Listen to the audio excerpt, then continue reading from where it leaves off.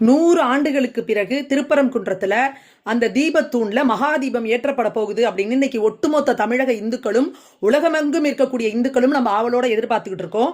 ஆனா நீதிமன்ற உத்தரவை மீறி இந்த திராவிட மாடல் அரசு இன்னைக்கு அந்த மகா தீபத்தூண்ல தீபத்தை ஏற்ற முடியாது அப்படின்னு சொல்லி உச்சி பிள்ளையாருக்கு மேல இருக்கிற அந்த தீபத்தை தான் ஏற்றிருக்காங்க. இதை திரும்ப ராம ரவிக்குமார் அவர்கள் அந்த மனுதாரர் திரும்ப கோர்ட்டை நாடி இருக்காரு.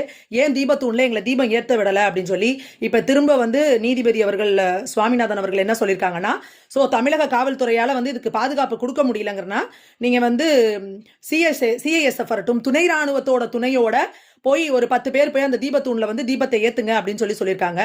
எந்த மாதிரியான ஒரு நிலைமைக்கு இன்னைக்கு இந்துக்களை இந்த திராவிட மாடல் அரசு தள்ளி இருக்கு அப்படிங்கிறத தமிழகத்துல இருக்கிற ஒவ்வொரு இந்துக்களும் கவனிச்சுக்கணும். இன்னைக்கு நம்மளோட கோவில்ல நாம போய் ஒரு தீபம் ஏத்தணும்னா அதுக்கு துணை ராணுவம் வரணுமா? நமக்கு கோர்ட்டுல போய் நம்ம தீர்ப்பு வாங்கினதுக்கு அப்புறமும்